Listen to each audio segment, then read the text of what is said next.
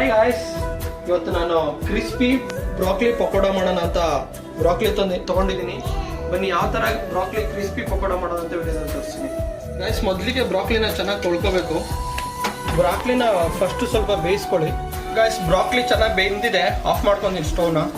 Broccoli ಪಕೋಡಾಗೆ coating ಮಾಡ್ಕೊಳಕ್ಕೆ ನಾನು ಕೀಟ್ ತೊಗೊಂಡಿದ್ದೀನಿ. ಸ್ವಲ್ಪ ಕಾರ್ನ್ಫ್ಲೋರ್ ಹಾಕ್ತಾ ಇದ್ದೀನಿ, 2 ಸ್ಪೂನು ಕಡಲೆ ಹಿಟ್ಟು ಹಾಕೋತಾ ಇದ್ದೀನಿ, ಒಂದು ಅರ್ಧ ಸ್ಪೂನ್ ಚಿಲ್ಲಿ ಪೌಡ್ರು, ಒಂದು ಅರ್ಧ ಸ್ಪೂನ್ ಗರಂ ಮಸಾಲ, ಒಂದು 1/4 ಸ್ಪೂನ್ ಜೀರಿಗೆ ಪುಡಿ, ಸ್ವಲ್ಪ ಜಿಂಜರ್ ಗಾರ್ಲಿಕ್ ಪೇಸ್ಟ್ ಹಾಕ್ತಾ ಇದ್ದೀನಿ, ರುಚಿಗೆ ತಕ್ಕಷ್ಟು ಉಪ್ಪು, ಸ್ವಲ್ಪ ವಾಟರ್ ಆ್ಯಡ್ ಮಾಡ್ಕೊಳ್ಳಿ, ಮಿಕ್ಸ್ ಮಾಡ್ಕೊಳ್ಳಿ.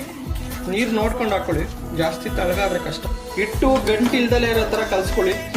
ಗೈಸ್, ಬ್ರಾಕ್ಲಿನ ಚೆನ್ನಾಗಿ ಬೇಯಿಸ್ಕೊಂಡು ತಣ್ಣೀರಲ್ಲಿ ನೆನೆಸ್ಕೊಂಡಿದ್ದೀನಿ. ಇವಾಗ ಇದನ್ನ ಕಡಲೆ ಹಿಟ್ಟು ಕೋಟಿಂಗ್ ಜೊತೆ ಹಾಕೊಂಡು ಫ್ರೈ ಮಾಡ್ಕೊಳ್ಳೋಣ.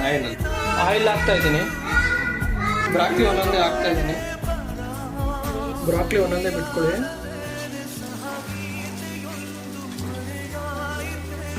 ಗೈಸ್, ಬ್ರಾಕ್ಲಿನ ಗೋಲ್ಡನ್ ಬ್ರೌನ್ ಬರೋ ತನಕ ಫ್ರೈ ಮಾಡ್ಕೊಳ್ಳಿ. Guys, broccoli golden brown fry ಆಗಿದೆ. ಇವಾಗ ತಗೊಂಡ್ಬಿಡೋಣ.